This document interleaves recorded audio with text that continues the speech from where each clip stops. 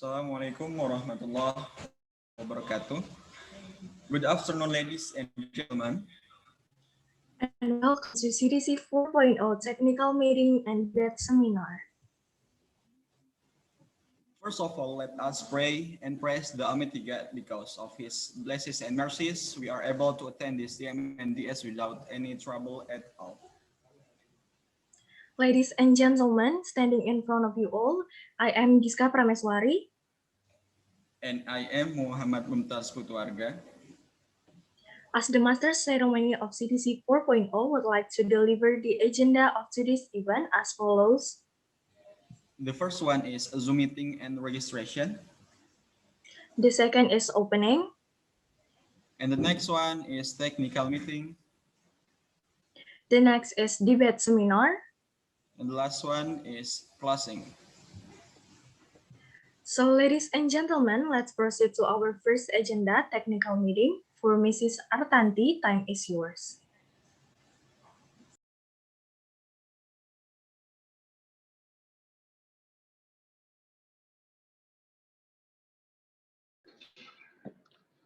Okay. Assalamualaikum warahmatullahi wabarakatuh. Good afternoon, everyone. Welcome to technical meeting SEADC 4.0. I am Artanti Rizkia Putri Sigit, your presenter for today's technical meeting. So we have some topics for today. There is technicality of CDC 4.0. There is about CDC 4.0, rundowns and technicalities, platforms, liaison officers, rules and regulations. And then the competition system of CDC 4.0. There is debate format and anyone's involved. Okay. Next, the technicality of CDC 4.0. About CDC 4.0, CDC 4.0 is the fourth annual debate competition that held by CUMY. In this year, we raised the youth action against global issues motion as our main theme because we believe that nowadays youth need to raise themselves to fight against the global agenda. Due to increasing number of daily coronavirus patients in Yogyakarta, this year CDC 4.0 will be held online.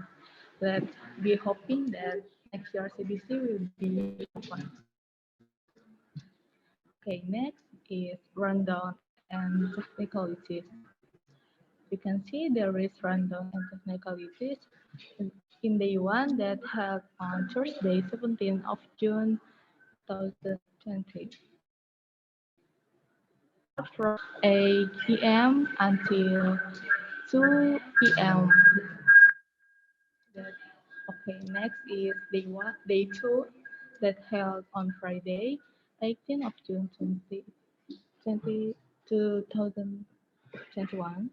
They restart from 8 p.m. until 3 p.m. Okay, the last day that held on Saturday, 19th of June 2021, that held start from 8 p.m. till 5 p.m. Okay. Now, platform that we will use from CDC, there is first Zoom. CDC 4.0 will use Zoom as our main platform, consists of main hall and project and debate chambers, both for a different room. Each debate chamber has breakout rooms. Breakout room will be used as debaters' guest building room, waiting room, etc. The link of main hall or debate chamber will be shared by the LO or will be announced via Discord server. Participants were obligated to have or install Zoom in their device and better if you use Zoom in your laptop. Okay, second platform is Discord. CDC 4.0 will use Discord for main communication platform. Our servers features consist of announcement area, communication area, recreation area, Teams PC, and many more. The link of CDC 4.0 Discord server will be shared by the LO or will be announced via CDC 4.0 WhatsApp group. Participants were obligated to join our Discord server. Particip- Participants were urged to read the guide channel once they join the server, and the Discord server will be opened once the registration is closed. Okay, next is WhatsApp. Same as Discord, or WhatsApp group will be used as our main communication platforms. Participants were obligated to join our WhatsApp group. Okay, next is liaison officers or LO. LO is a committee that will be participants' assistants throughout the event. LO can provide you with several information or announcements that are related with your team nor the event.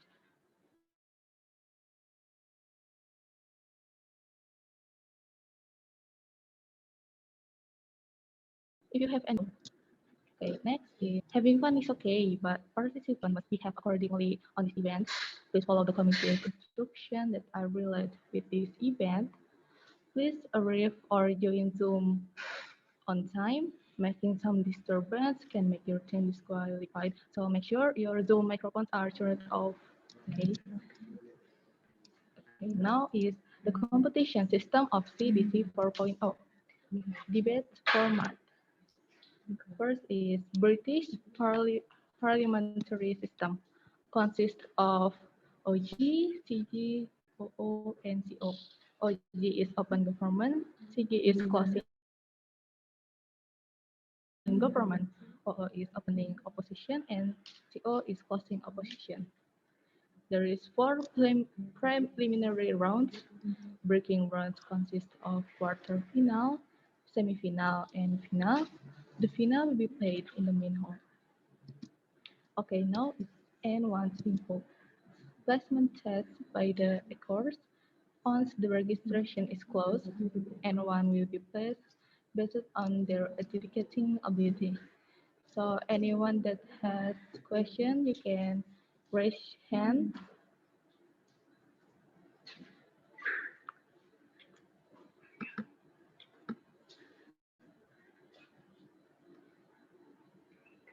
Anyone wanna ask some questions? You can simply raise your hand.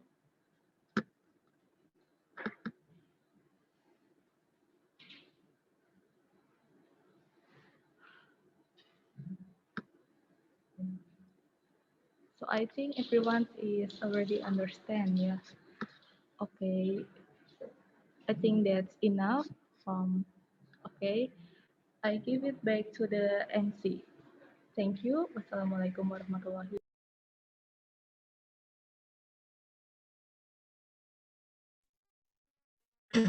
Thank you so much, Miss Artanti. To the next agenda, I will deliver it to my partner, Mumtaz.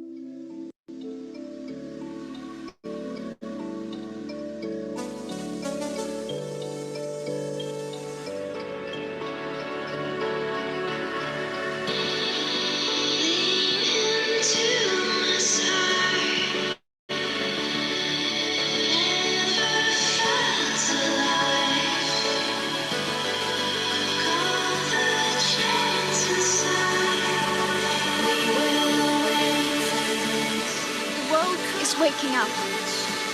And change is coming whether you like it or not.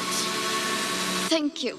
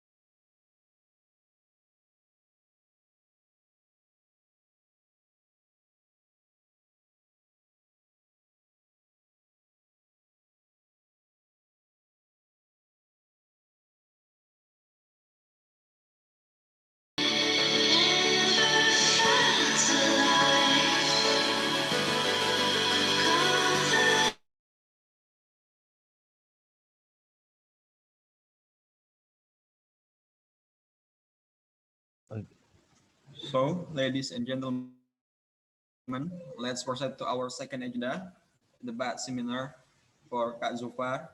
As our core, time is yours. Okay, thank you, Mumtaz. Just checking, I'm audible, right? Yes, you are. Okay.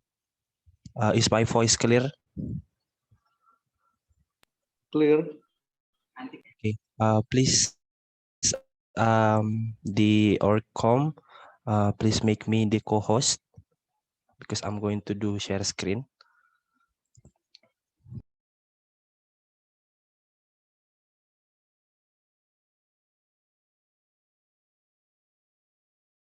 Okay, thank you.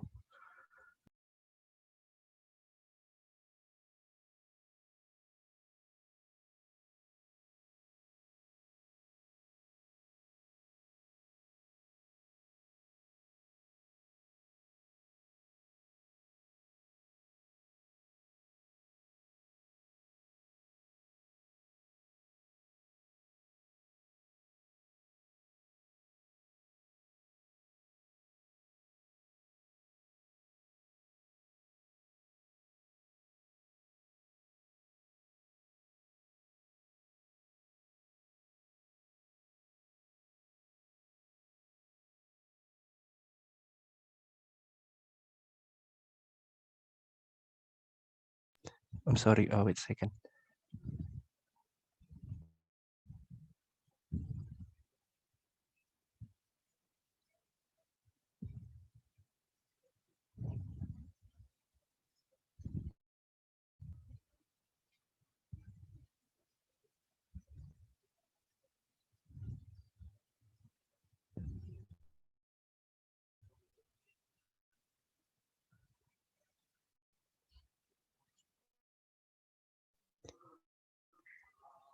Okay.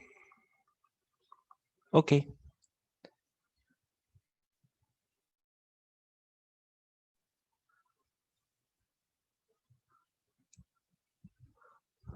Is my screen visible? Yes, it is.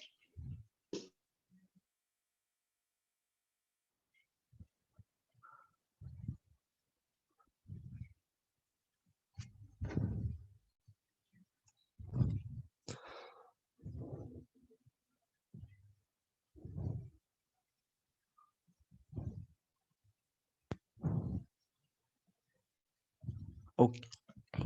Okay. I'm sorry. I'm not that technologically savvy. I'm not good with IT stuff. So, welcome to the debating seminar of SEADC UMY 2021. So I'm going to do the debating seminar with the title of How to Strategize in BP with Farhan Zuhdi. Okay, so it's not only me, it's also Kak Akbar and Kak Kindi. And the contents of this basically SEADC, because this is going to be using the same format like NUDC and WUDC, which is BP.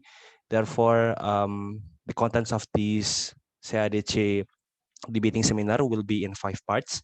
Number 1, what is BP debating format used in NUDC and SEADC? Number 2, defining types of motion in BP, in NUDC and SEADC. And number 3, constructing arguments and rebuttals in BP. Number 4, speaker's role in BP and UDC. And number 5, setting up a BP debate. So I think that to know the NUDC format and to know how to strategize in BP debate, like what is being used in NUDC format, is important because SEADC is also one of the competition to which that we want the participants to be prepared to know the circuit and to know the atmosphere and the strategy that is an NUDC format, because SEADC is just 1 week away from NUDC provincial selection. And I think there are a lot of teams here that also going to compete, not only in SEADC, but also in NUDC. So what is British parliamentary BP debating format? This is the basic question that all participants need to understand. So in BP format, basically each side consists of 2 teams. So there will be a total of 8 speakers because there will be 4 teams and each team have two individual speakers. The opening and closing team are defending the same side, but they are judged as two different teams. Maximum time of speech is 7 minutes and 20 seconds. So after 7 minutes and 20 seconds time have been passed, then the adjudicators will not write anything down. So you need to be really careful in trying to be dividing your time arrangement between arguments, rebuttals, responses, framing in your speech. Points of information is allowed between the first and 6 minutes. In fact, it is encouraged for you to take and accept POI and as well as try to raise a POI because it will give you more ability to engage between benches. Teams are not simply winning or losing. They got different ranks and different points. If you get the first rank, you get 3 points. If you get the second rank, you get 2 points. If you get third rank, then you get 1 point. And if you get the fourth rank, unfortunately, that you only get 0 point, no point at all for you. And in SEADC, we are going to do heavy emphasis on matter and method rather than manner. So it's good for you to have good English, good vocabulary. You can convey your arguments so it can be better understood by the adjudicators and your opponents. But that's not going to be the crucial and major consideration of you win or lose a particular round. It's all going to boils down to your matter and method on how you deliver the arguments.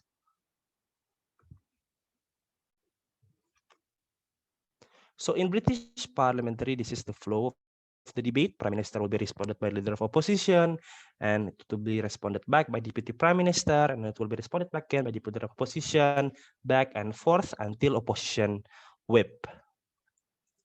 Defining types of motions in BP. This is the second question out of 5 that we are going to try to discuss. So to define a motion, you need to understand that there are many types of motion. The most prominent 3 are proposal, value judgment, and actor-based motion. So in proposal motion, the wording usually is this house would or THW. For example, this house would ban fast food.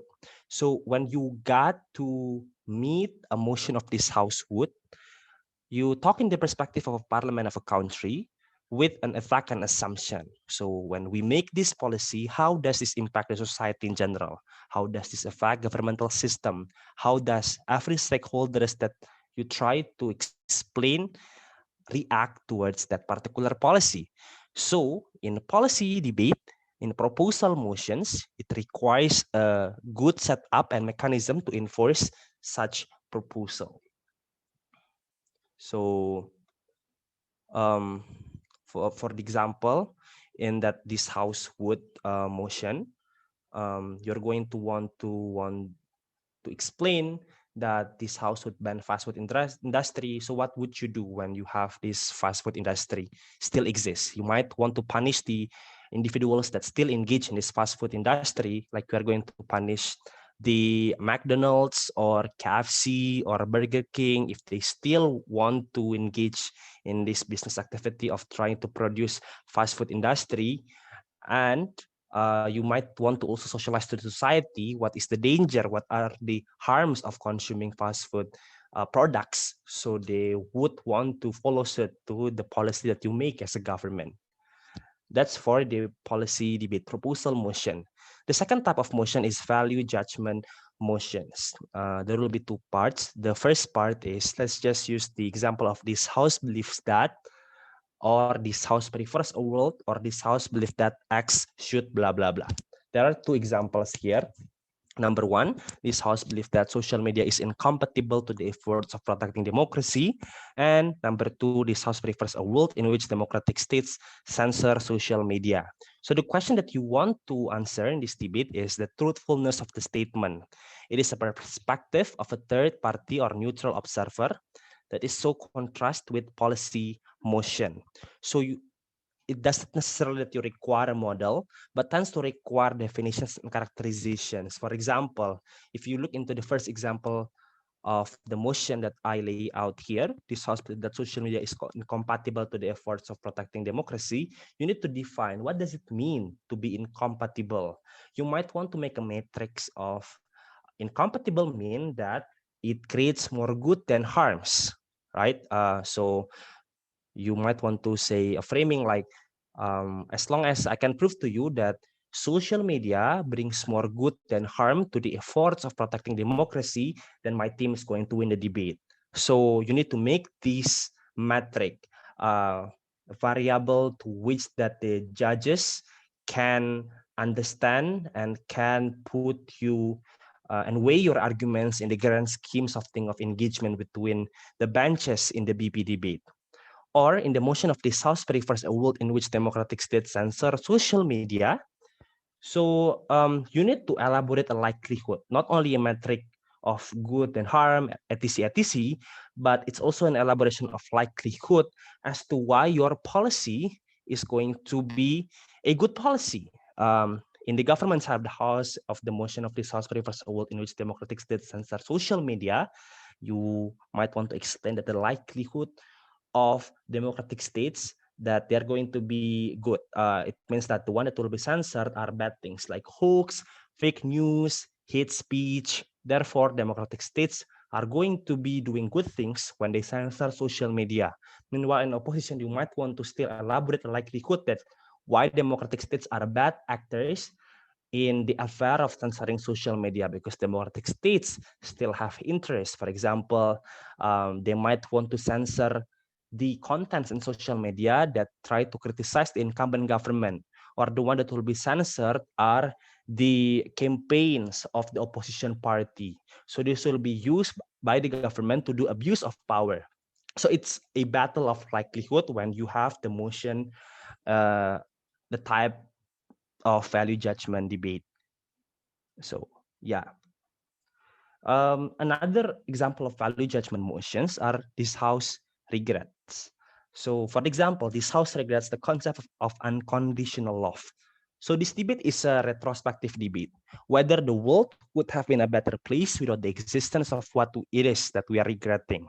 So it tends to require a description of a reasonable alternative of the world. So as the government side of the House, in the motion of this House regards the concept of unconditional love, it is good for you to explain why unconditional love is a bad thing. Therefore, it needs to be regretted. For example, you can say that unconditional love makes individuals take their partners for granted. Unconditional love allows for the abuse of power done by one partner to the other partner, because the other partner knows that even though I abuse this person, that this person is still going to love me unconditionally. Or you can say that unconditional love makes individual unable to understand their partner even better, because they know that there is nothing to be lost if the love remains unconditional. It's good for you to explain the harms of unconditional love, but you need to also explain what is your alternative, right? Probably you might want to use the concept of conditional love, to which that individuals are going to be able to understand their partners better, not take them for granted, are going to be able to create a more meaningful relationship that is more balanced, that is less asymmetric. That is the basic tenets of conditional love. So explain the harms, but also elaborate the alternative that you want to provide within the debate. The last type of motion is an actor motions. This house as X would blah blah blah. That's usually the wording. So when you get to encounter this type of motion, this debate usually comes from the perspective and interest of X, an actor, a specific actor with the values, knowledge, and considerations of the actor. For example, the motion of this house as President Joko Widodo would send all ISIS members to prison. You need to differentiate this house as X would and this house believes that X should, because that's completely a different debate. Because time and time again, I've judged a lot of past competitions, and a lot of debaters, they are able to make a lot of notes of what is the best option, what is the best motion. So when they make this mistake, usually they are not going to be able to win the rounds because other teams are going to make a more relevant framing as to why this house as X is different with this house belief that X should blah, blah, blah. So don't make that mistake. So in the motion of this house as President Joko Widodo would send all ISIS members to prison, you need to explain why not only sending all ISIS members to prison is a good thing, because probably ISIS wouldn't be able to be strategizing themselves again because all their members are sent to prison. They're not going to be able to inflict harms and terrors to the society because you've been jailing them. But you need to explain from the perspective of specifically President Joko Widodo why that's a good thing. You might want to talk about his electability. You might want to talk about his political reputation. You might want to talk about his persona as a strongman leader in Indonesia. That's why sending all ISIS members to prison is in line with those values, knowledge, and considerations of that specific actors. But it doesn't mean that principles are not relevant at all. As long as you want and are able to explain why principles are still relevant to the debate, you can win the round. So you might want to explain, like, President Joko Widodo is not only a political leader, he's also an individual with his own sets of moral belief, with his own interest and consideration. And if he wants to do good things, he needs to send all ISIS members to prison. So it's not only about the question of interest and motive, it's also a question of morality and philosophical belief that individual as actor wants to uphold. So that's the explanation of actor motions. Number 3, constructing arguments and rebuttals.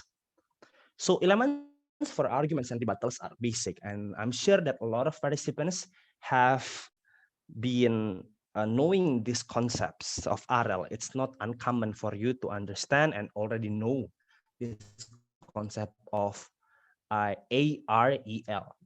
So assertion is the relevance of the title to the content of the point, and reasoning is the depth and quality of explanation. Evidence, for example, means that there needs to be a supporting facts of the point. You can use statistics, case studies, or parallel examples. But remember, in trying to bring an example, you need to avoid home turf and self-referential example. So, for example, in the motion of this house with the fast food industry, you cannot say an example of, last year my neighbor, for example, Pak Budi, got to the hospital and he was hospitalized because he had this cancer, because he consumed a lot of McDonald's product in his life. So you need to ban fast food industry because nobody wants to be like Pak Budi. Although we cannot guarantee that Pak Budi is not a fictional character that you make inside your speech. That probably is true, but that's not a common knowledge that people understand and experience as a direct causality of you understanding that particular example. So avoid this home turf and self-referential example. You might want to use an example that is already becoming a headline of certain newsletter, or use public figures, celebrities, or just public knowledge that people generally know and able to identify as in absolute truth. And lastly, don't forget to put the L, which is a link back. How does the point supports the case of your team? So after explaining the assertion, reasoning, and evidence, then in the end of your argument, you make a conclusion. Therefore, because I've told you that fast food industry is a bad thing because it creates a lot of diseases. For example, 70% of the McDonald's consumer at least get a health issue in their life, then that's a valid ground for you to ban fast food industry. That is an example of using AREL, AREL. That's for argument. Next, how to respond and give rebuttal. So I'm just going to directly jump to an example, an instance of a motion. This house believes that medical decision on children's health should be decided by doctors rather than by parents. house, usually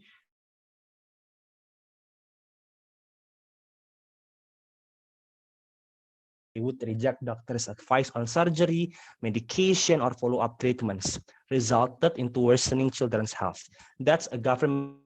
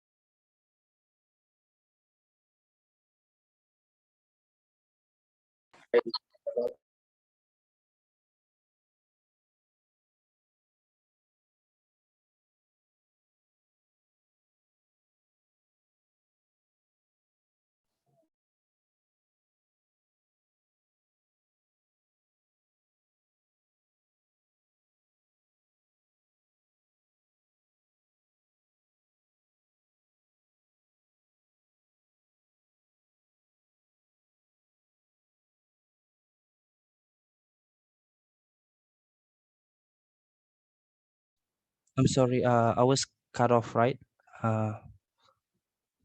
Where did I get cut off? I'm sorry, my connection was just unstable.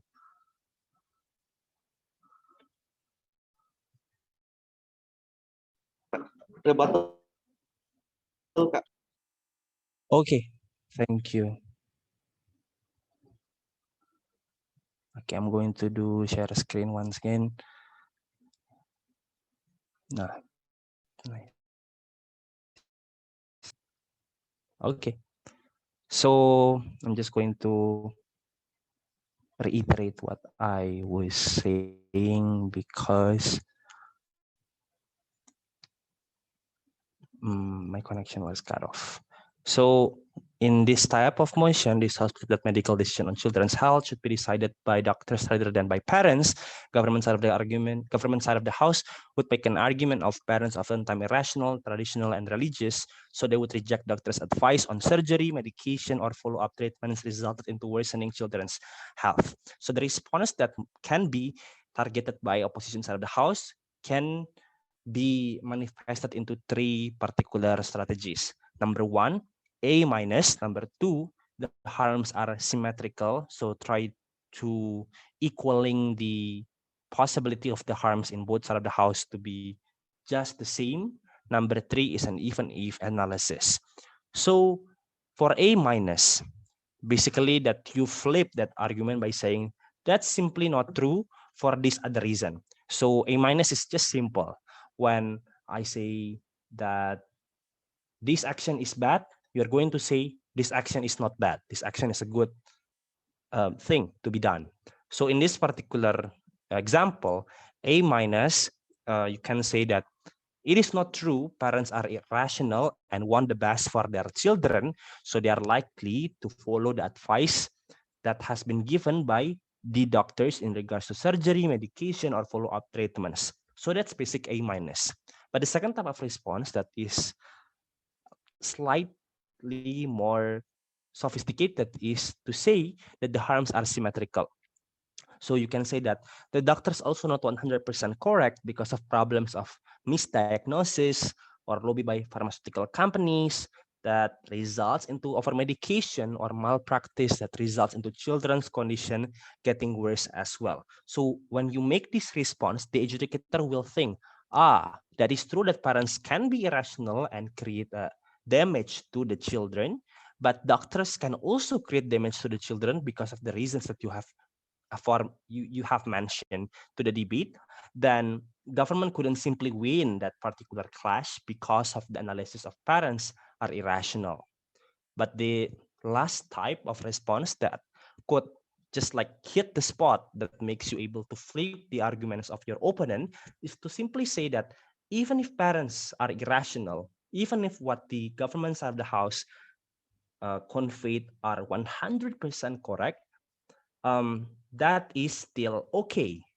In this context, you can say that even if parents are irrational, at the moment in which children's health decision taken by the doctors, parents will not check their children's health to hospital because they fear of dictation by doctors that will violate their belief.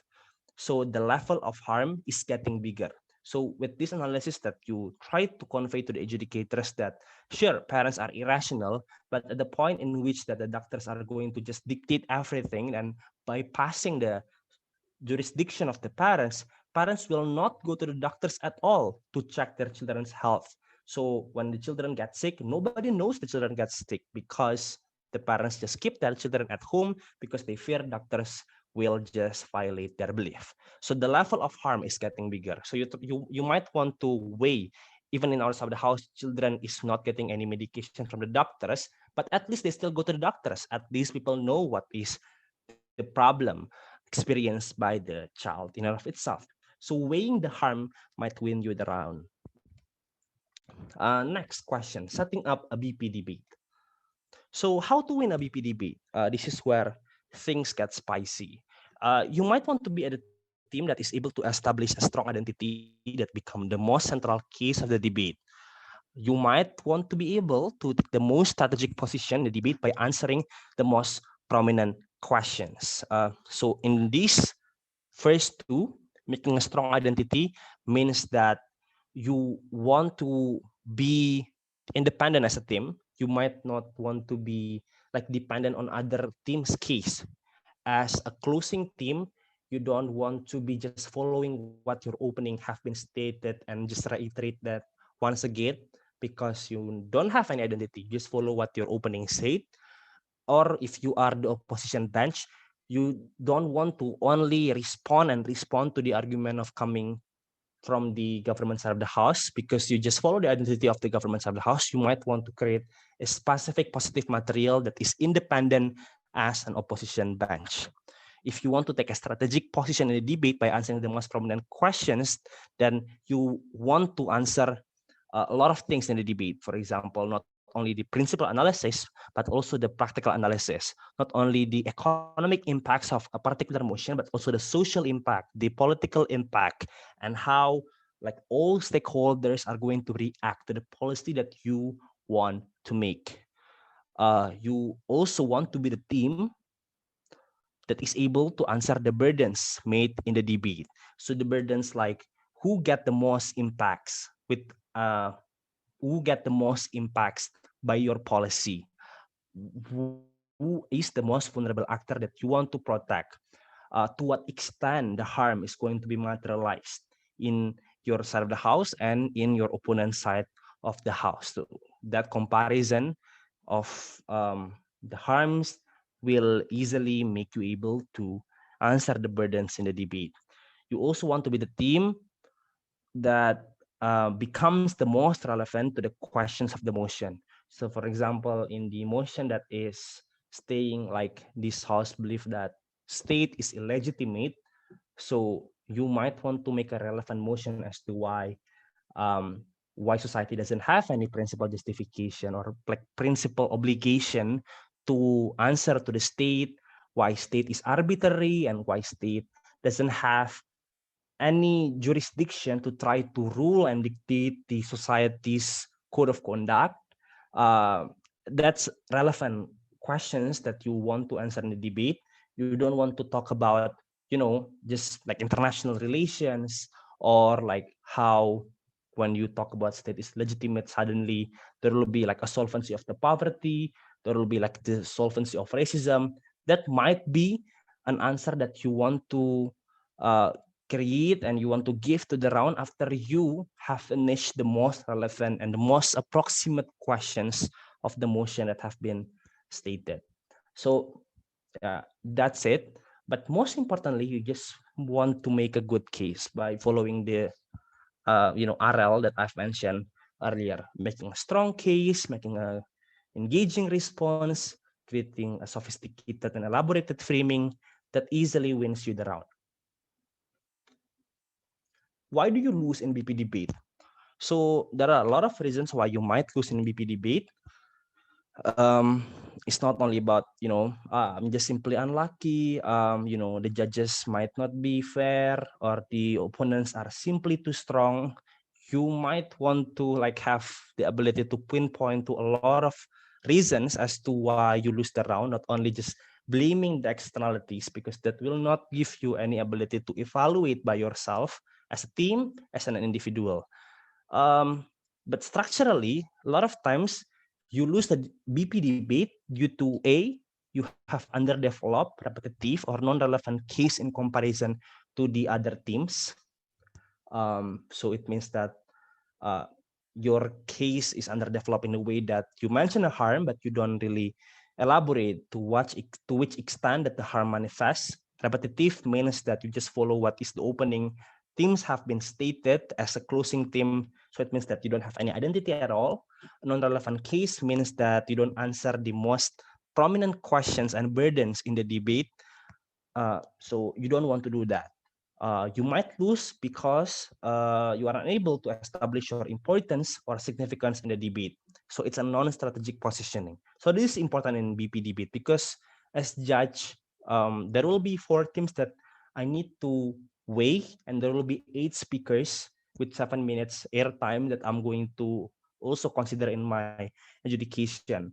Possibly like opening government talks about economy, opening opposition talks about politics, closing government talks about social impact, closing opposition talks about international relation. There are going to be like 4 main points that teams are going to mention in the debate, and that's just going to be really confusing because all teams possibly create correct and logical assumptions in their speech. So the one that possibly can win are the teams that manage to establish the significance and importance of their team. So as opening government that you want to make an identity of an economic impact to the nation, you want to make an analysis as to why economic impact is the most important impact that you need to consider in the oral adjudication of the adjudicators. So economic impact is more important than social impact or international relation or social or like political impact, because when you talk about economy, you talk about poverty, you talk about giving bread and butter to the society, you talk about sending children to the school. These are the human rights, and it bypasses any other points importance. Politics might not be uncertain, and international relation is just really volatile. Social impact is really dynamic. That doesn't make sense. What is important is economy. So those kind of framing just makes the adjudicator easier to buy your points in the deliberation. You possibly can lose in a BP debate because you are unable to win against a rebuttal. So it doesn't matter that you make a lot of good arguments, but opposition still have this one strong argument that you didn't respond because you underestimate the significance of that argument, or you just simply don't know the answer to that particular argument. That can make you lose the round. Doesn't matter that you make decent arguments or decent positive material in your case. You might also lose in the BP debate because you make an irrelevant arguments to the debate or motion. For example, in the motion of this house should ban homework, then suddenly you talk about we're going to solve bullying because you remove homework from any assignments in a school. Like there is no correlation between bullying and homework, right? So please make a logical connection between variables, between explanations, between assumptions, reasonings, and evidences and link backs in your argumentation to make your case relevant. Setting up a debate, a definition. Definition can be given in a few ways. Number 1, translating keywords into a more understandable words, e.g., this house would implement carbon tax on high polluting companies. So you need to create a definition as what is carbon tax? Carbon tax is a tax imposed by companies or individuals for the amount of carbon that they pollute to the world. So the tax will be proportional to the amount of carbon emitted by those entities. How would we implement this? Possibly we are going to make governmental agencies that can measure the amount of carbon made by specific individuals. These government agencies will be neutral. They're going to be equipped with expertise, so they know the exact amount of carbon emitted by all individuals, and those kind of things. Or what is high polluting companies? What passes the threshold of high polluting companies and low polluting companies?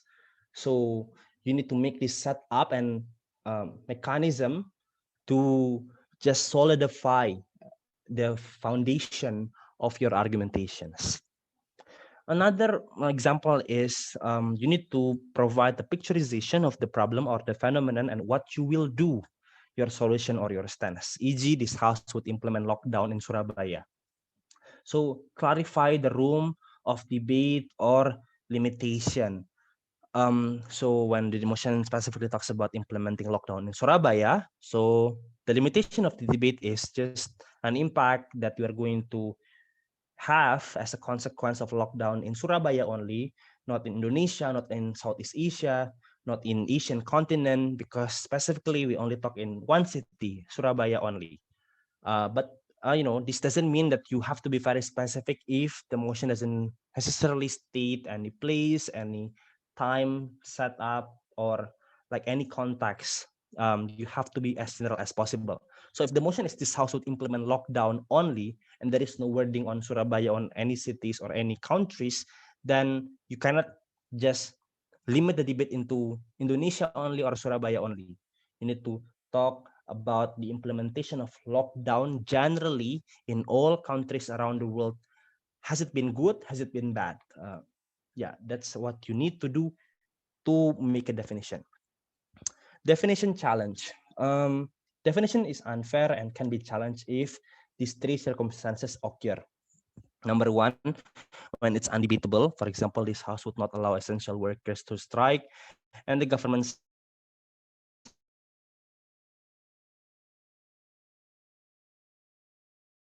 makes a definition of lockdown if everything is fine, if the workers feel it's undebatable, because if everything is fine, what is the urgency of the workers to do strike? And protests usually just occur when they feel wrong.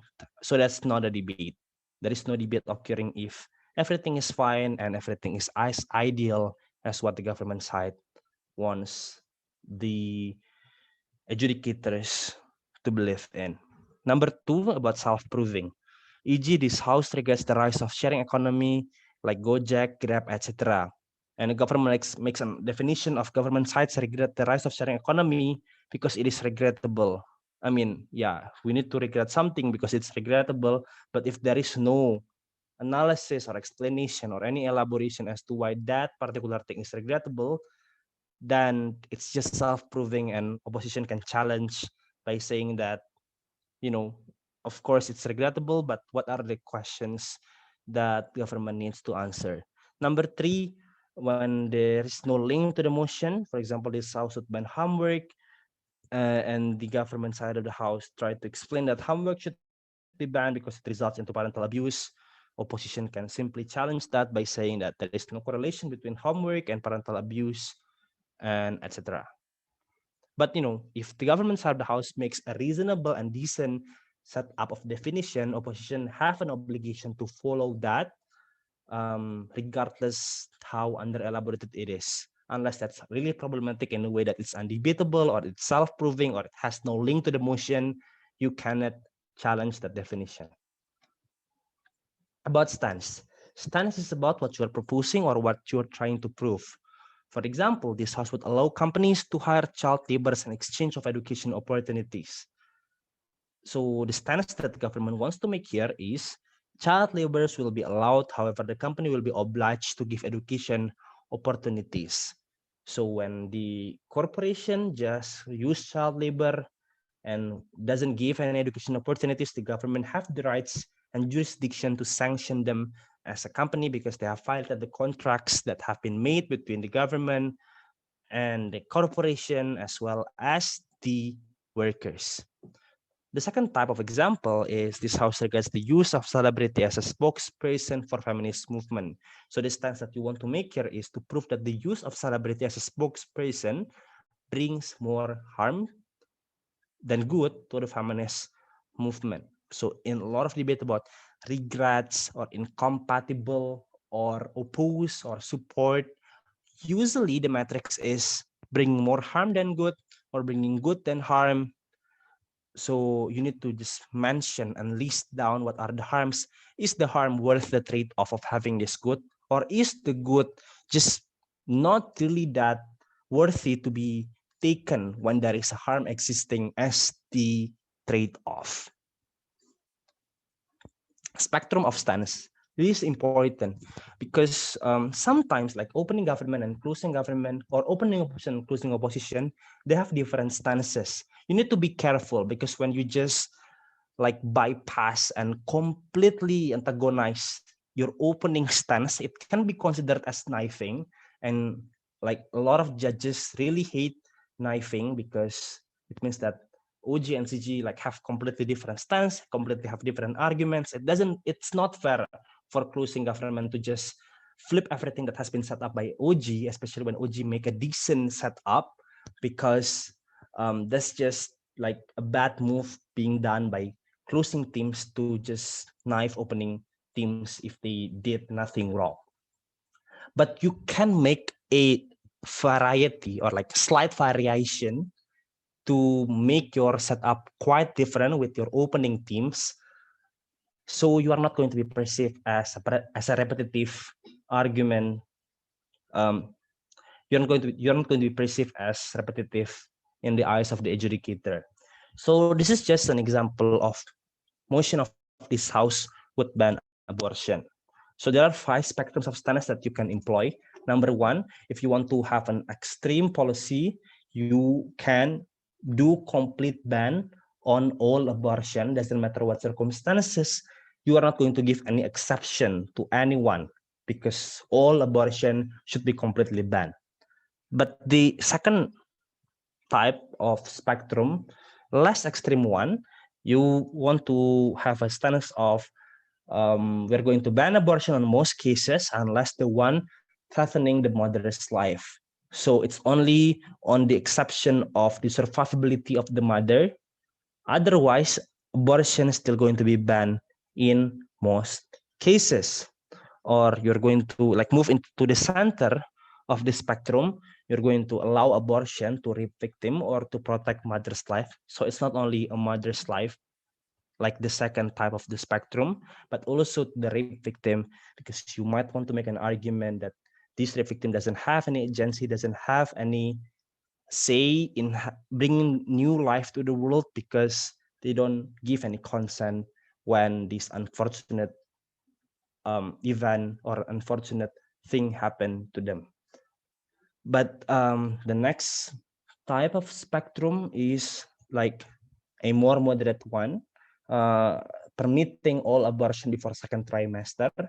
You might want to make an argument that before second trimester, some studies say that the babies are not sentient yet. The wombs, the fetus still doesn't have any like sensory to feel pain.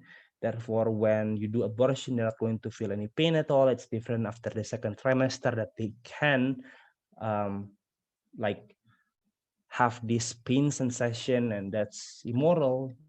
Possibly that's an argument that some people would want to make, or just you're going to permit all abortion because you are pro-choice and you don't want to dictate the female bodies.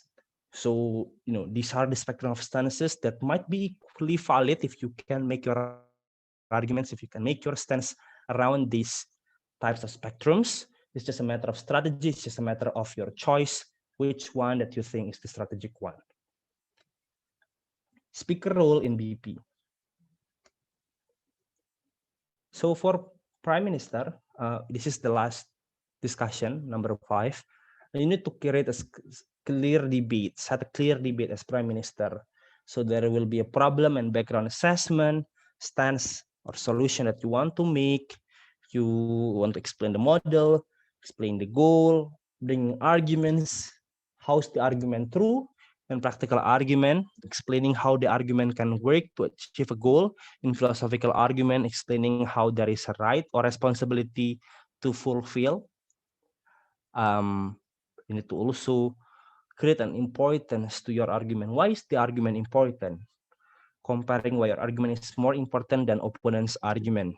So if you as opening government wants to emphasize on the practical argument, and you think that as governments of the house, it's quite difficult for me to win a principal argument because this motion is quite intuitive in the opposition to make this principal consideration, then you might want to make a framing that, practical argument is the most important consideration in this debate, because when you talk about principle doesn't give any individual solace. It will not give any individual closure if there are no things being changed, if there are no things being reformed.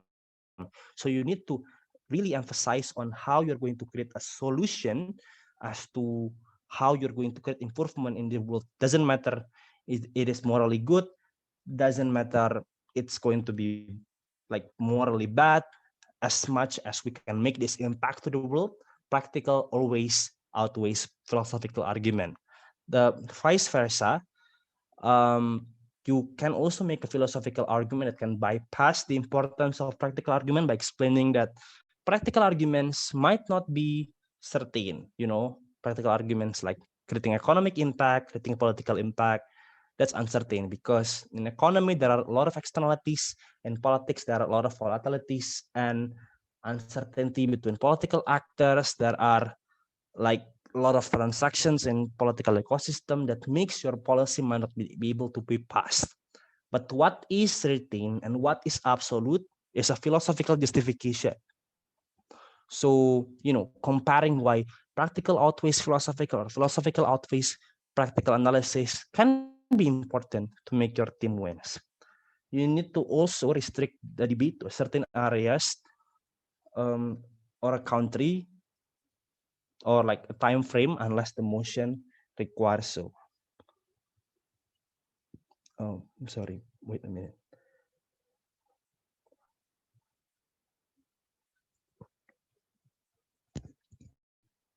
So that's for Prime Minister. For leader of opposition, I'm sorry.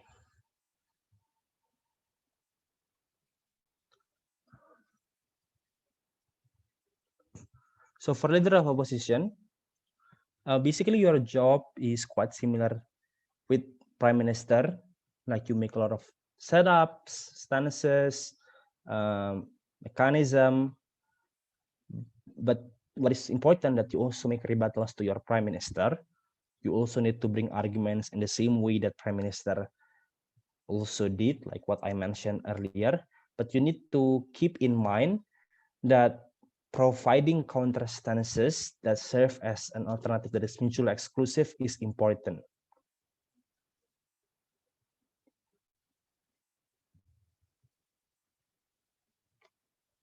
What do I mean by providing a counter alternative? So to approach a motion, there are 4 types of setup that leader of opposition can make. These are the 4 things that I'm going to explain. So let's just go back to the motion of this house would ban fast food industry, because I really like fast food. So governments of the house explain that the justification behind banning fast food is because fast food creates a lot of health issues. It makes people sick. It makes people sick. It makes people have like a lot of diseases like obesity, cancer, and like heart attack, those kind of diseases. The way that leader of opposition can approach a motion, first one is to say that the problem brought by the proposition doesn't exist. So opposition can say that fast food industry doesn't really create a lot of health issues to the public, because a lot of like health hazard that people encounter are not an original product of the fast food industry, but it's like coming from a lot of things like stress of working in the capitalistic system, or cigarettes, or unhealthy lifestyle, or lack of exercise. So those problems are not the causality between the fast food industry and having diseases. That is a causality between any other variables outside of fast food industry with that particular disease. So that's the first type of approaching emotion as leader of opposition. But the second type of strategy that you can use to approach emotion is to say that the problem exists, but there are alternatives to solve it. So you concede that, yes, it is true that fast food industry impose health issues to individuals, but there are alternatives to solve it. Like people can still do exercise, people can still like go to the gym to burn the fat that they accumulate from eating fast food. We are also going to still have a lot of campaigns and a lot of socialization of the danger of the fast food. So at the point in which people decided to eventually eat fast food industry, they already know the pros and cons. They already know the consequence of having this particular possible disease when they eat these fast food products. So there are alternative ways to solve this issue of people blindsided with the advertisement of fast food industry. That's the second type of way you can approach emotion. But the third type is you can also say that the problem exists, concede the problem exists, but proposition is only making things worse.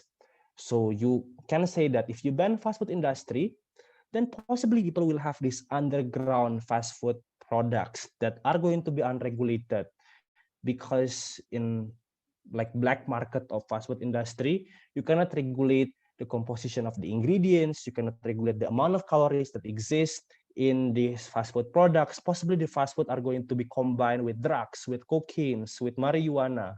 So it's better if you just make it legal, but you can regulate and supervise it as the government. So, you know, a proposition making things worse, despite we acknowledge and concede to that problem. Number 4, you can say that the problem exists, but the opposition has a better way to solve it. So we're not going to ban fast food as opposition, but we are going to impose a tax to this industry. So when we impose them with tax, now government have more pool of funding to ensure that the healthcare agencies that the government will have sufficient resources to take care of the diseases, of the sickness that people experience as the consequence of eating fast food industry.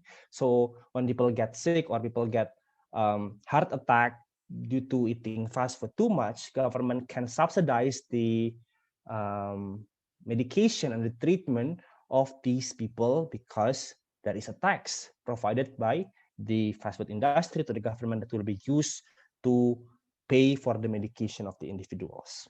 So these are the 4 types that are not mutually exclusive.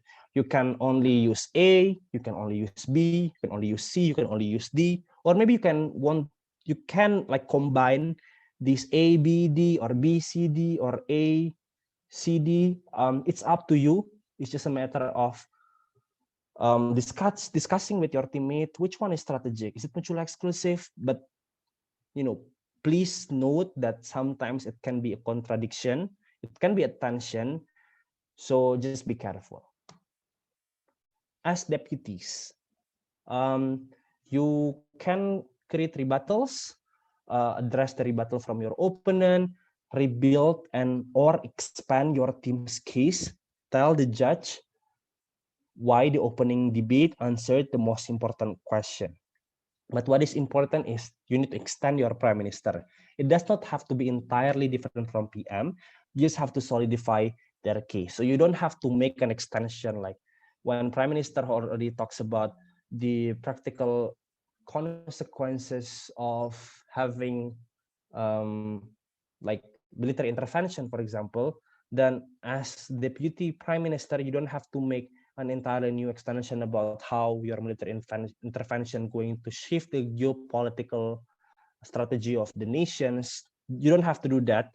You probably want to just make a more nuanced arguments, like creating more framings to solidify the importance of your PM speeches, or just adding more details, like when your prime minister already talk about military intervention will create political harms, Then, as Deputy Prime Minister, you can expand and extend to explanation of military intervention, increase on economic harm to the nation. So you might want to combine these different strategies. Just pick and choose whichever and whatever that you feel comfortable with. As closing themes, what to do and what not to do. What to do, you need to tell judges what is missing from the opening, deadlocks that happen. You need to have the same stance or resolution with their opening, but you can always bring additional mechanism to the solution to perfect that solution. So that's knifing strategy. So you don't say that, yeah, opening is bad lah. Closing team are going to just bring completely new setup, new mechanism. It's not ideal. It's not advisable, but you can add up to anything different to perfect that solution.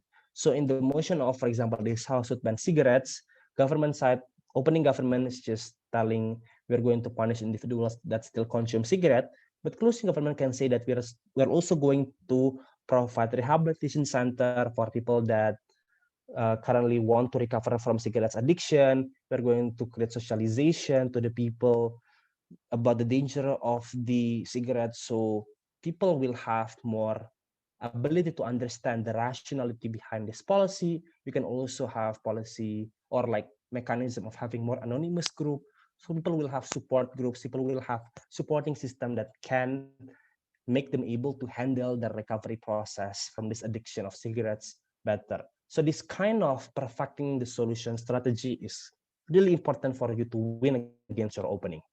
You need to provide distinct arguments different from the opening. You need to add new justification or effectivity to the solution if necessary. You need to add contextualization or picturization of the condition that brings more urgency to the problem. You need to also bring new rebuttals to the opponent teams. You don't have to do all. You can do some, or you can do all as well. Yeah, I'm laying out this just to make you understand that there are a lot of varieties of ways that you can win the round as closing themes. What not to do? You shouldn't stray away from the opening debate by bringing a brand new set of models, goals, or a BOP when the opening debate is already fair and debatable. And you shouldn't bring anything not new to the debate. So bring nothing new to the debate, otherwise you get out of worth. As members, you need to explain where closing team different from the opening team, explain your distinction. So, when the opening team is just talking about the principal analysis, as closing teams, as a member, as a speaker, you can say that we're going to become more realistic. We're going to be more concrete as it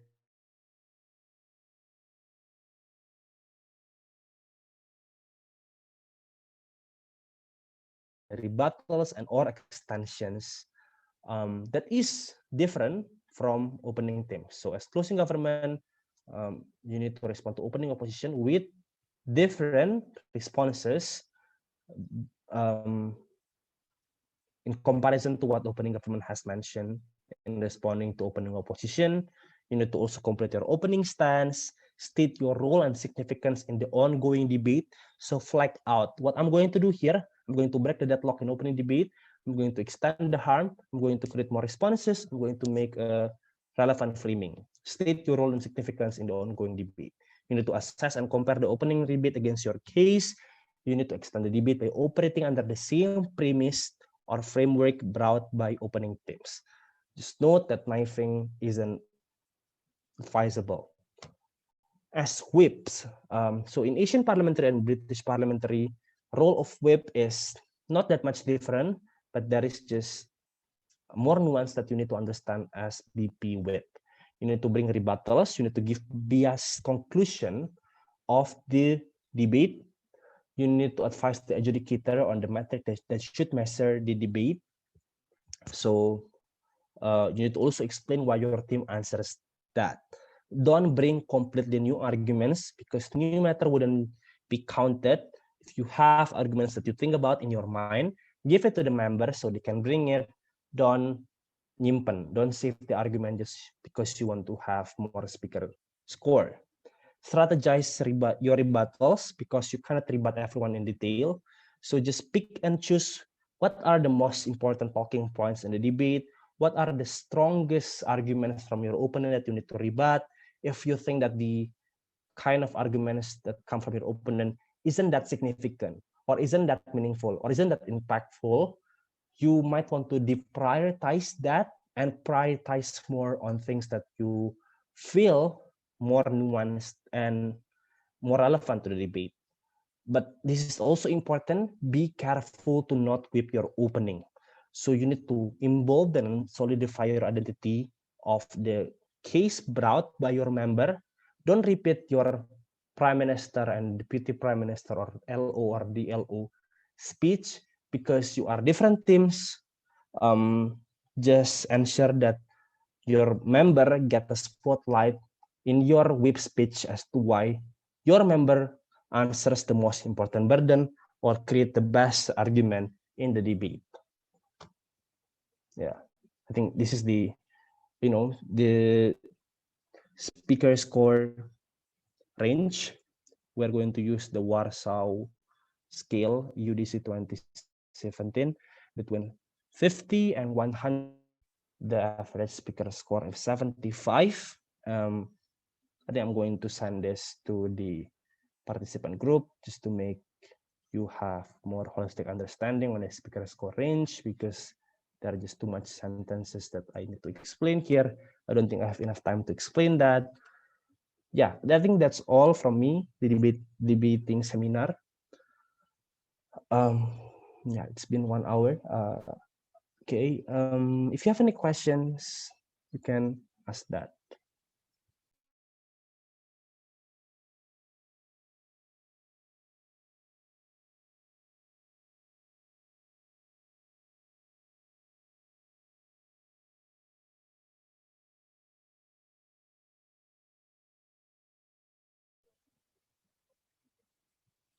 Okay, I think I'm going to hand the stage back to the MC.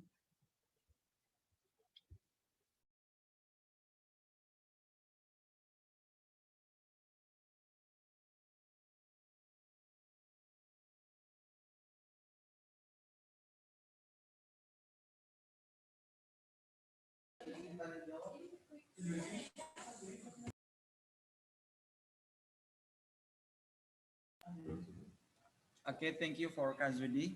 Ladies and gentlemen, that's all from today. Next, we ask all participants to open your camera because we're going to have a photo session.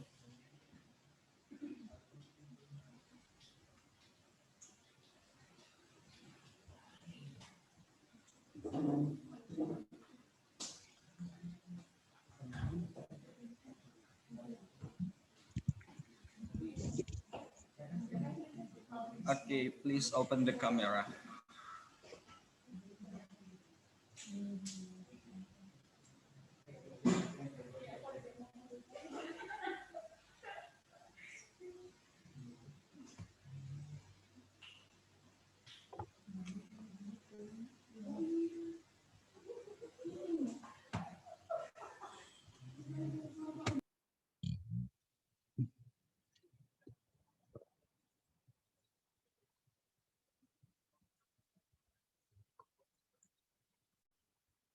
Okay, please for all participants to open your camera.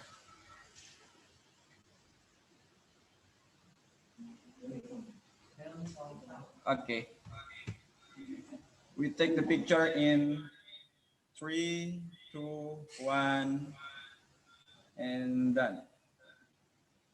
Once more.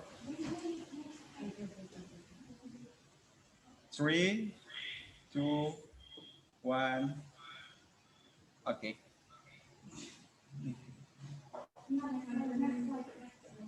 Okay, next slide. 3, 2, 1. Okay, once more. 3, 2, 1, and done.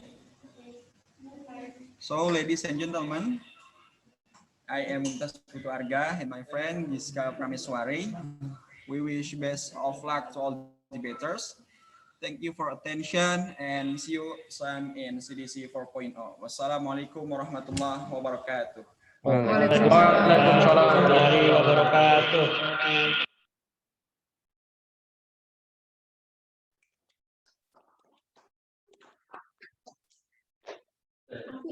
Serius.